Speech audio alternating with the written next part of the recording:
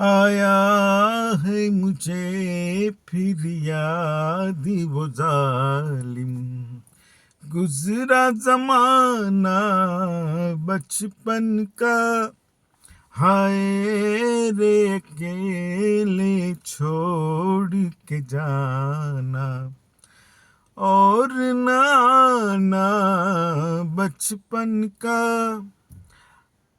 आया है मुझे फिर યાદ વો ઝાલિમ. આજે શૈશવના સ્મરણો યાદ આવી ગયા એટલે ઘણા સમય પહેલાં મેં લખેલી એક સુંદર રચના શૈશવના સ્મરણો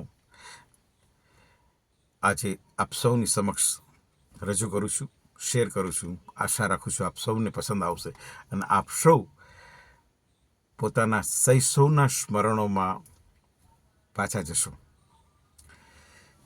બાળપણ યાદ આવે ને ત્યારે બધું જ યાદ આવે. જો આ રચનાની શરૂઆત કેમ થાય છે કે મને સપનામાં કીધું કોઈએ કાનમાં તારે આવું છે સ્મરણોની જાનમાં.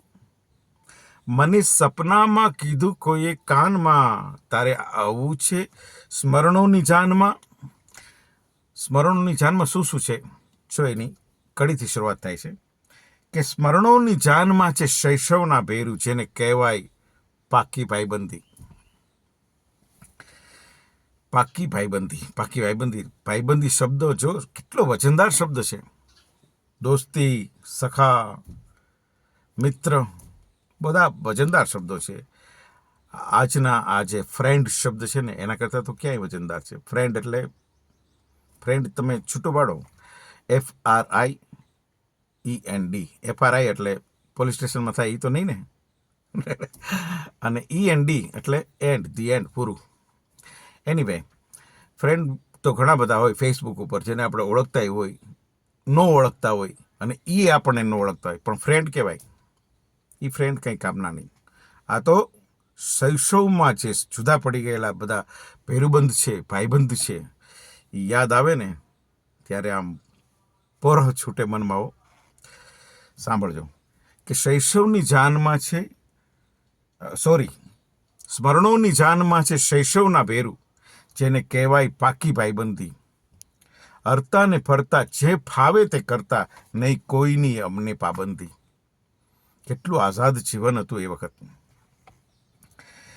હરતા ને ફરતા જે ફાવે તે કરતા નહીં કોઈની અમને પાબંદી. અરે કુદરતને રાખતા તા બાનમાં તારે આવું છે સ્મરણોની જાનમાં. ખૂબ સુંદર. હવે પછીની કડી આવે છે કે સ્મરણોની જાનમાં છે ગામડું અમારું જેના પાદરમાં રમતા હતા ખોખો રમત. આજની આ પેઢીને તો કદાચ ખોખો રમત વિશે ઝાઝી માહિતી નહીં હોય તો મેળવી લે ગૂગલ ઉપરથી. કે શૈશવની જાનમાં છે ગામડું અમારું જેના પાદરમાં રમતા હતા ખોખો. હાંજ પડે નદીઓથી ઘેર આવી જોતા તો દાદા પીતા હતા ઈ હોકો. યાદ આવ્યું? શૈશવની જાનમાં છે ગામડું અમારું જેના પાદરમાં રમતા હતા ખોખો. નદીઓએ નાઈ સાંજ ઘેર આવતા તો દાદા પીતા હતા ઈ હોકો. અરે ઘરમાં રહેતા હતા અમે શાનમાં તારે આવું છે સ્મરણોની જાનમાં. ખૂબ સરસ. અને હવે પછીની કડી છે કે સ્મરણોની જાનમાં છે મારી નિશાળ જેમાં માસ્તર ભણાવે લઈ સોટી. સોટી વાગે ચમચમ વિદ્યા આવે ચમચમ. એ હતું ને એક કહેવત હતી કે સ્મરણોની જાનમાં છે મારી નિશાળ જેમાં માસ્તર ભણાવે લઈ સોટી. સમજાયું આજ કે રીત એ ભણાવવાની સાવ કાંઈ નહોતી ભાઈ ખોટી. હે એ સોટી લઈને ભણાવતા હતા એ રીત ખરેખર ખોટી નહોતી એ અત્યારે સમજાણું. હે અને આજની પેઢી સામો જોવાય નહીં, ખીજાઈ જાય તોય ઘરે ફરિયાદ થઈ જાય. એનીવે કે સ્મરણોની જાનમાં છે મારી નિશાળ જેમાં માસ્તર ભણાવે લઈ સોટી. સમજાયું આજ કે રીત એ ભણાવવાની સાવ કાંઈ નહોતી ભાઈ ખોટી, સમજ્યા નહીં પણ અમે શાનમાં, તારે આવું છે સ્મરણોની જાનમાં.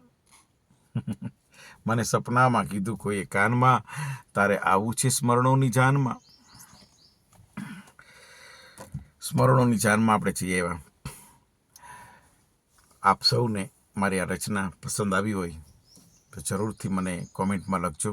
જે હોય ક્ષતિ હોય તો પણ લખજો, જેથી કરી એમાં હું કંઈ સુધારા વધારા કરી શકું અને ફરી એમાં કંઈક સારી વસ્તુ ઉમેરી અને તમને આપી શકું. Thank you.